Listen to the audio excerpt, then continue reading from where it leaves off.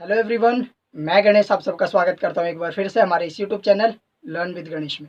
Guys, आज मैं आप सबके लिए लेकर आया हूं एक बहुत ही इंटरेस्टिंग टॉपिक। आज हम पढ़ने वाले हैं रीट के बारे में। रीट होता क्या है और ये कितने प्रकार के होते हैं।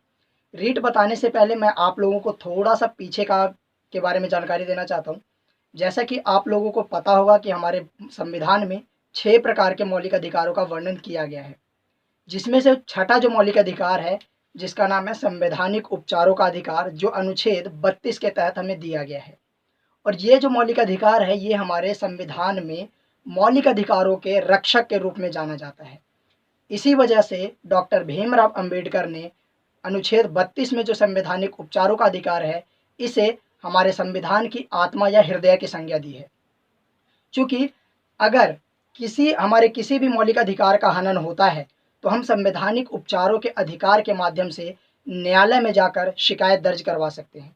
अब बात यहाँ पर आती है कि हम न्यायालय में जाएं तो किस न्यायालय में जाकर हम शिकायत दर्ज करवा सकते हैं, क्योंकि हमारे देश में कई प्रकार के न्यायालय देखने को मिलता है। स्थानीय न्यायालय, उच्च न्यायालय, सर्वोच्च न्यायालय, कई प्रकार के न्यायालय जो है वो देखने को मिलता है।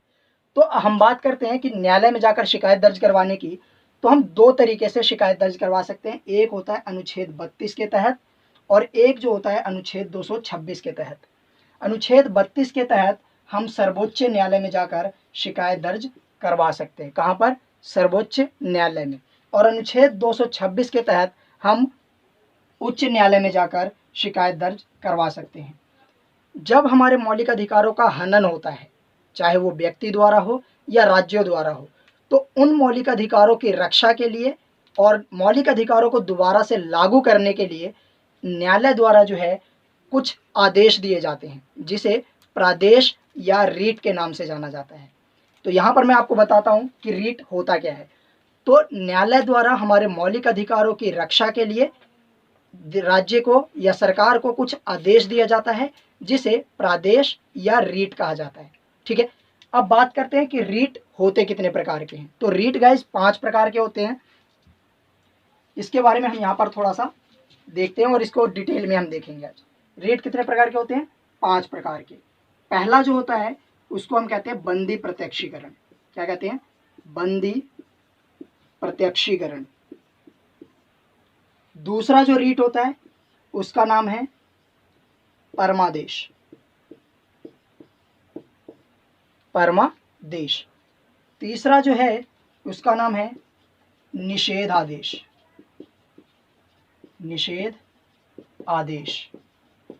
चौथा जो है उसका नाम है अधिकार परीक्षा। अधिकार परीक्षा। और पांचवा जो रीट है उसका नाम है उत्प्रेक्षण रीट।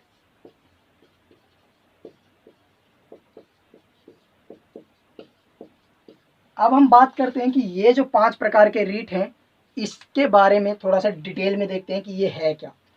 सबसे पहले हम बात करते हैं बंदी प्रत्यक्षीकरण की। जैसा कि आपको नाम से ही पता चल रहा होगा, बंदी प्रत्यक्षीकरण यानी कि जिसको बंदी बनाया गया है उसको न्यायालय के सामने प्रत्यक्ष करना, बंदी प्रत्यक्षीकरण। जब किसी व्यक्ति को गिरफ्तार कर लिया जाता है या उसको अरेस्ट कर लिया जाता है, उसको बंदी बना लिया जाता है, तब न्यायालय जो है सरकार को या अधिकारी को यह आदेश देता है कि गिरफ्तार व्यक्ति को हमारे सामने प्रस्तुत किया जाए या उसको हमारे सामने लाया जाए। यदि गिरफ्तार हुआ व्यक्ति जो है वो अगर उसको अवैध तरीके से गिरफ्तार किया गया है, तो न्यायालय उस व्यक्ति को छोड़ने का की जो है एक आदेश देता है, जिसको हम कहते हैं बंदी प्रत्यक्षीकरण। इसका मतलब क्या है कि जब किसी व्यक्ति को कोई अधिकारी या पुलिस जो है उसको गिरफ्तार करता है या बंदी बना लेता है, तो न्यायालय उस व्यक्ति को न्यायालय के सामने प्रस्तुत करने का आदेश देता है।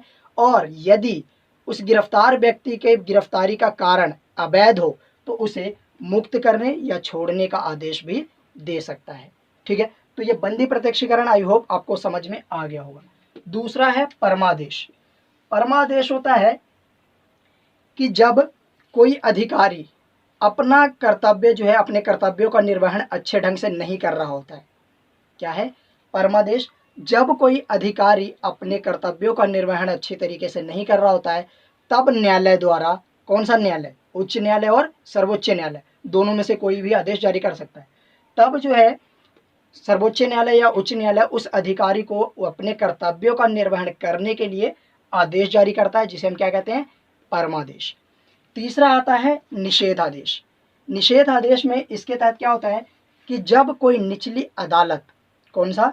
निचली अदालत, जैसे जिला स्तर की न्यायालय हो या फिर अधीनस्थ न्यायालय हो, ठीक है, जब कोई निचली अदालत अपने अधिकार क्षेत्र से बाहर निकलकर काम करती है, क्या होता है?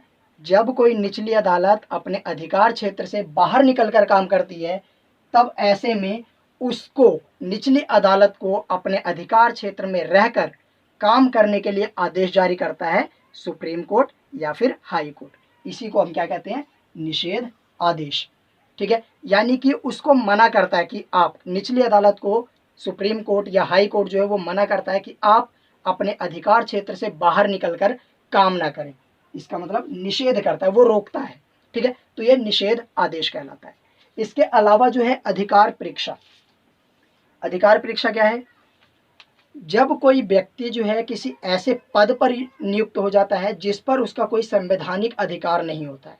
ठीक है, जब कोई व्यक्ति किसी ऐसे पद पर नियुक्त हो जाता है जिस पर उसका कोई संवैधानिक अधिकार नहीं होता है, तो ऐसे में उस व्यक्ति को उस पद से हटाने के लिए न्यायालय द्वारा आदेश जारी किया जाता है, जिसे हम कहते हैं अधिकार परीक्षा।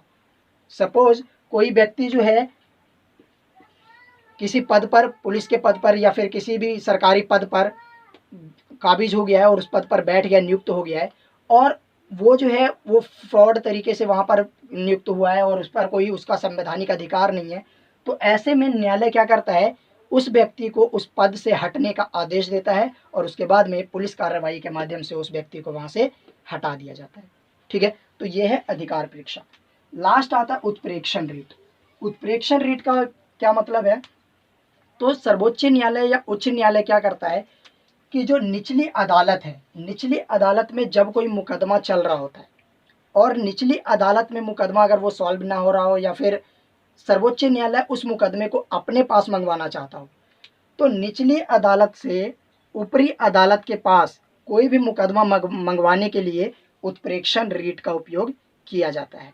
ठीक है, तो यहाँ पर मैंने आपको बताया है 5 प्रकार के रीट। बंदी प्रत्यक्षीकरण, जहाँ पर किसी व्यक्ति के अवैध तरीके से गिरफ्तारी पर रोक लगाता है। दूसरा जो था परमादेश, जब कोई व्यक्ति अपने कर्तव्यों का निर्वहन, सरकारी व्यक्ति, जब कोई सरकारी अधिकारी अपने कर्तव्यों का निर्वहन अच्छे ढंग से नहीं करता है, तो उसको अच्छे ढंग से अपने कर्तव्यों का निर्वहन करने के लिए न्यायालय द्वारा आदेश दिया जाता है, जिसे परमादेश कहते हैं। निषेधादेश, निचली अदालत को अपने अधिकार क्षेत्र से बाहर जाकर काम करने से रोकने के लिए निषेध आदेश जारी किया जाता है। अधिकार परीक्षा, जब कोई अधिकारी ऐसे पद पर नियुक्त हो जाता है जिस पर उसका कोई संवैधानिक अधिकार नहीं होता है, तो उसको उस पद से हटाने के लिए अधिकार परीक्षा रीट जारी किया जाता है। और लास्ट जो है हमारा उत्प्रेक्षण रीट, कि जब निचली अदालत से कोई मुकदमा या कोई फाइल ऊपरी अदालत के पास मंगवाना होता है, तब उत्प्रेक्षण रीट का उपयोग किया जाता है।